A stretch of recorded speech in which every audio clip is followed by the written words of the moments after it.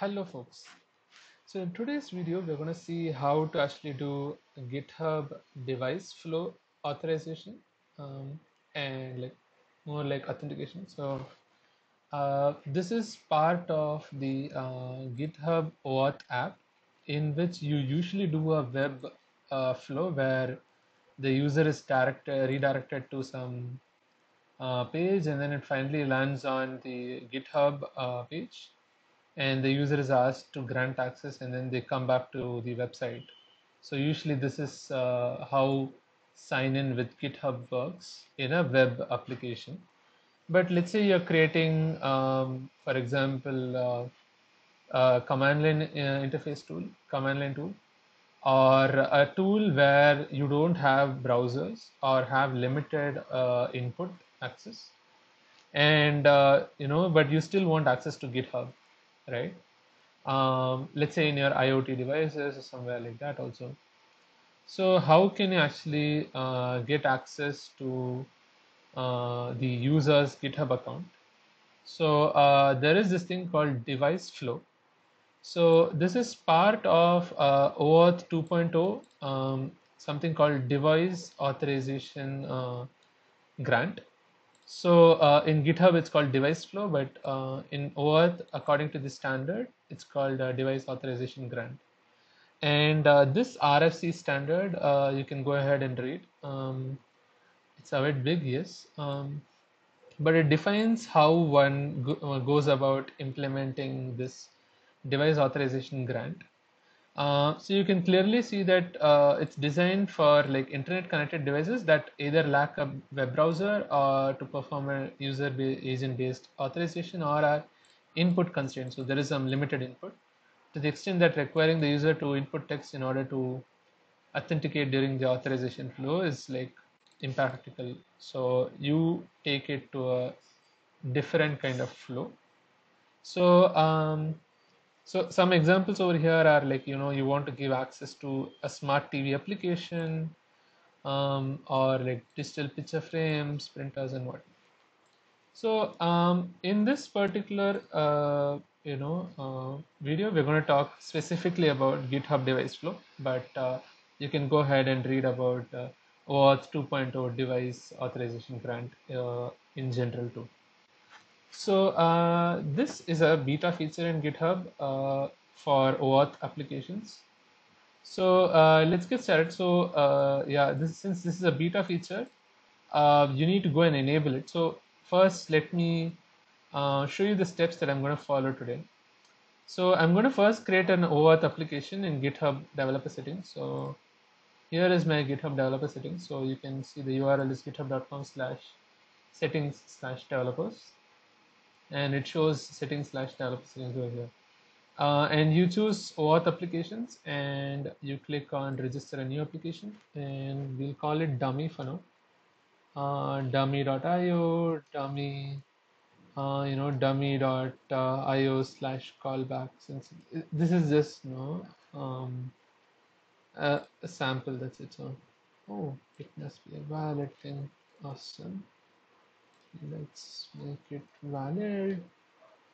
Okay, cool. So now we have our dummy application for OAuth, and now so since this is a beta feature, I need to actually go to this tab called beta features under my application, OAuth application, and so here you can see you can activate features, opt in for them.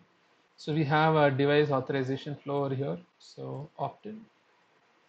Okay, I need to type in my password. I didn't realize I'll have to do this. Okay, just a minute. Okay, so we are back, and I logged into my account, and so now device authorization flow is enabled. Is being enabled, it says, but it's actually enabled. So if you just refresh, you can see that it's enabled, and now I can actually use this application to actually try out the device flow, which GitHub has actually put it in their documentation really well. So I'm just going to follow that. So I have the steps in basic level here. So I created the OAuth app in my settings, and I also opted in for the device auth beta feature, and now I have to get the client ID. Okay, I've got this.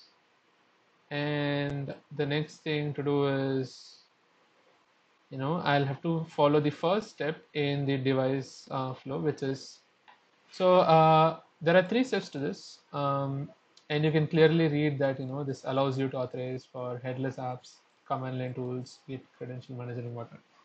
So the overview of the flow is, your app has to request for two codes. One is called the device code, and the other is called the user code, user verification code.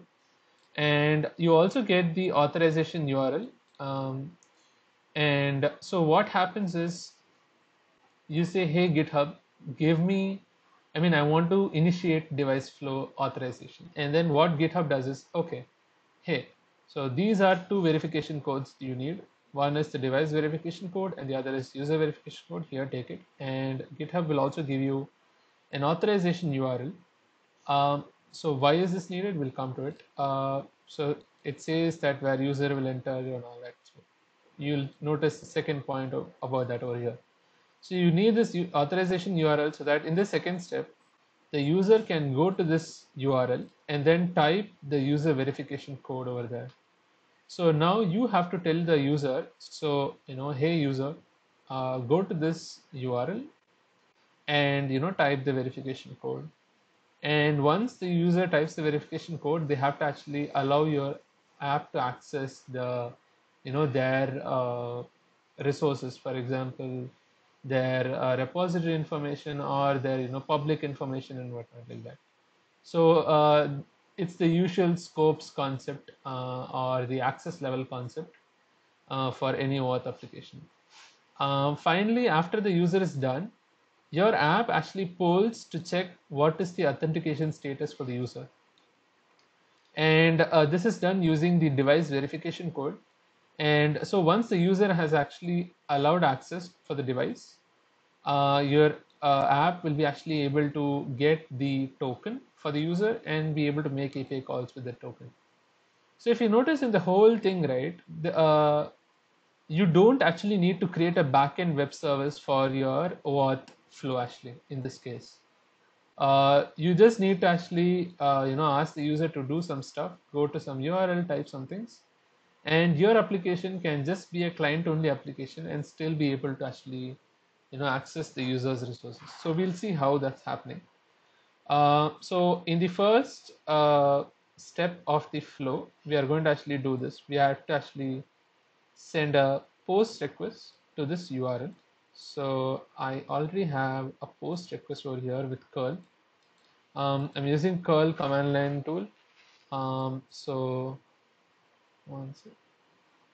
So I'm using curl command line tool, and this is for you know information from curl for about the whole request, the response headers and everything. And then this is the request method post, and we are using completely JSON based request response. So any data that I send, the content type is application/JSON, and any type of data that I accept in my response is basically only this application/JSON. And I have data over here in the form of JSON, which is the client ID, and this is the URL to actually hit. So I'll just copy this, and let's copy my client ID and let's hit it. So I'll copy this and hit it. Okay, cool. So if you can notice, the HTTP response code is 200, okay, and everything is good. There is a lot of response headers. Finally, you can see that there is a device code and then the user code and then a verification URL, and then there is expires and interval. So what you need to note is that so device code, user code, we already mentioned what they are, and also the verification URL. So there is an expiration. So for this whole flow, the device code and user code are pretty important. and these are valid for 900 seconds. That's the default, but it really might depend. So you have to actually trust the number over here. So this is the number of seconds that this device code and user code are valid for, and then after that it will expire. So here it says 899, so I have some around 14 minutes and some seconds. Um, so and then there is a thing called interval. So interval is about at what intervals I can actually send a request to a particular URL in GitHub, which is this URL, to get the user's access token, and basically to check if the user has authenticated or not, authenticated the application or not. So if you actually try to access that URL now, so maybe let me first get the data that I have, and so this is a JSON. Let me format it. Okay, and no. So instead of going to the second step, which is login with the user code, so I could actually try to log in. Maybe I could. I mean, I could show you how the login looks like. So you take this verification URL, URI, the general term, and you actually put it over here. So this is what you show to the user. You say, hey user, go to this URL. So this could be different based on your server maybe. So be careful about that. So now you need to actually type the user code over here, right? So what I'm going to do is I'm not going to type the user code yet and authenticate. Instead, what I'm going to do is I'm going to simply directly check if the user has already authenticated the application or not. So for this, you actually need to provide the client ID, and you also need to provide the device code. So this is the third step of the whole process. So the second step is prompt the user to enter the user code in a browser and authenticate the app and all that. I'm going to pause it for now and show you how the response to the third step looks like. So you poll GitHub to check if the user authorized the device, right? So you use this URL and you do a post request, and the details that you give is client ID, device code, which you already spoke about, but there's also something called grant type, and the type is always the same for now at least. So that's what I've done here. So there's curl, all the information about the response, and then post request method and this. And I will also mention that I only accept JSON. Um, and yep, we're good to go. I've put the other stuff. I will go ahead and clear this and check if the user, and check if the user has actually authenticated me. So if I run this, it says authorization pending. It says an error, and you can clearly see the response was still 200 okay, but it says error authorization pending. It means that I made a write request, but it says that the user has not yet authorized the device. So error authorization pending, error description, the authorization request is still pending, error URI https colon slash docs. So it's giving the docs, right? So this is one of the codes that GitHub gives to say that authorization is still pending.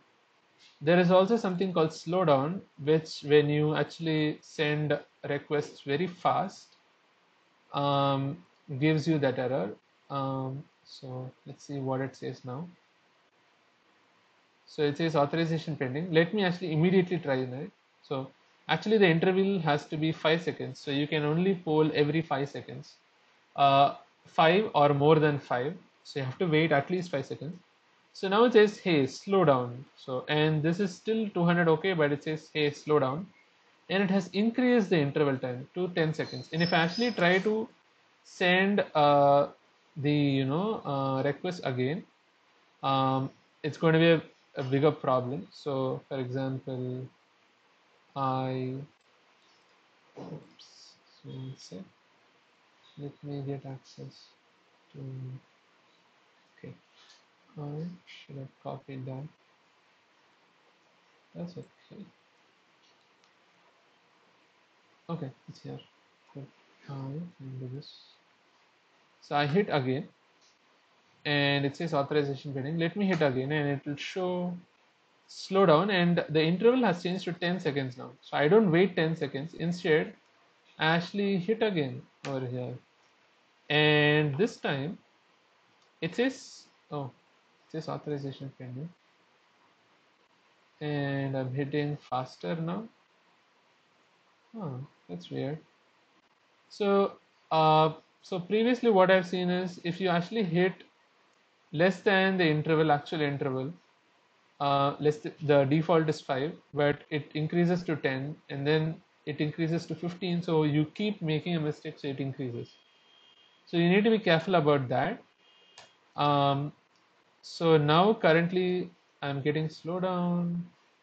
So you can see the interval has actually changed to 15 and the interval has changed to 20. Wow, so I have to wait for 20 seconds. In that 20 seconds time, let me go and authorize my device, right?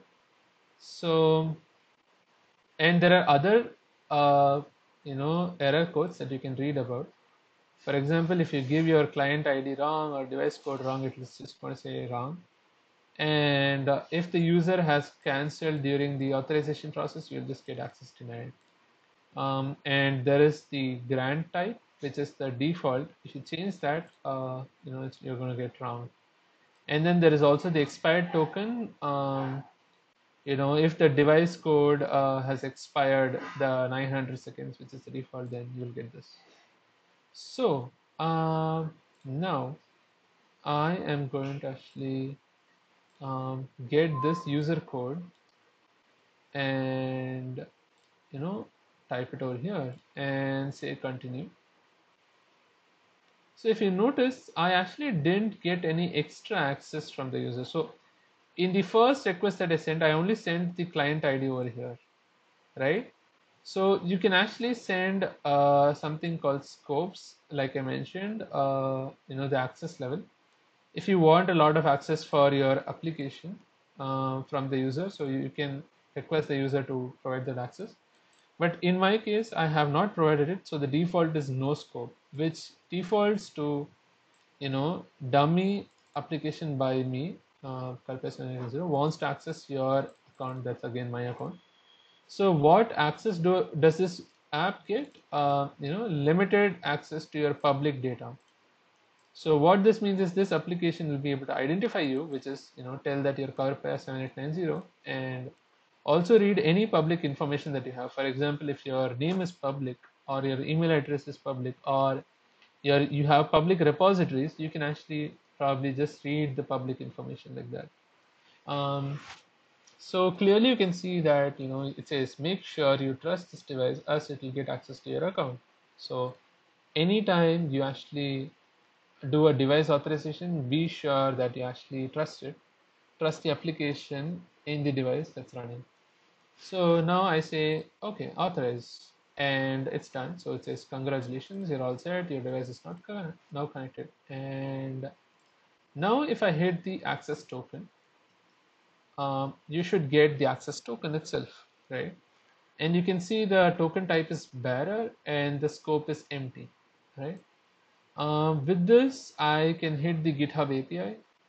So I can actually do, a GET request to github.com/user, and let me actually use some headers. So in this case, I need authorization header, which will say token and this, and I can also copy the content type thing, um, and let's hit and see if this works out, right? Uh, so I'll just make sure that I store this somewhere. Okay.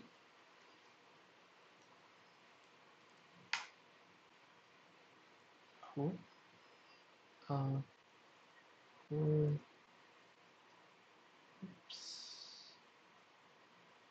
What did I? Oh, I need to use this. Okay. Hello there, wayfaring stranger. If you're reading, okay. Maybe I might have to access. So it says 410 gone. I think I might have to access apa.github.com and slash user. Let me say that. Okay, awesome. So it was apa.github.com. Sorry about that. So you can see that I'm using the token, and this is my access token, and content type. I mean, I didn't have to send content type because it's a GET request only. So accept, I accept only JSON, and this is my user. So slash user endpoint gives you all details about the user. So these are my details, all the public details that are present. And if you notice over here, you can also see the OAuth scopes. So here it's empty actually. So if you have provided more scopes, you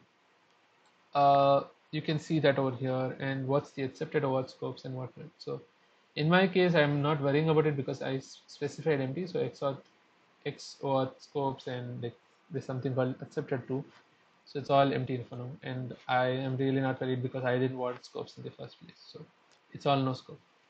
So that's how you actually get access to a user's account through OAuth, but through OAuth device flow and not the usual web application flow. So those are the 3 steps. Um, you know, get the user verification and device verification code, and like let the user log in, ask them to log in. Once they log in, you'll keep polling if they have logged in or not, and if they've logged in, you'll get their access token, and then you can access the GitHub API with that token, and it's an OAuth token, and you just say authorization token, and that's it. So that's all I had for today. So if you like this video, do press like and comment, and if you have any questions, comment. And about this OAuth app, so you can see that there is one user and all that. You can also revoke tokens. So about you could actually go and check about the differences between the general OAuth apps and you know OAuth device flow, OAuth app web flow versus device flow. One thing is you don't need a client secret and you just need client code, no backend code, and you just need client ID. You don't need client secret in device flow. And no backend, no client secret. So all that is there, and you can also think about the differences between a personal access token created by the user and what's the user experience. Asking the user to create a personal access token and then providing it to your application versus device flow. So one thing that I've noticed is personal access token, the user has access to revoke tokens anytime. In device flow, you revoke tokens. User can also revoke app access. So yeah, but you can revoke tokens. Yeah, in this case, only the user can. Yeah. So I can actually go ahead and like say revoke all user access tokens, and once that is done, I can no longer hit this API. Wow, this is still saying one user. Yeah. So that's the last thing that I want to show. So it says bad credentials and it says 401 unauthorized. So yep, that's all for this video, and bye bye. And I will delete this application, so don't try to hack me. Bye bye.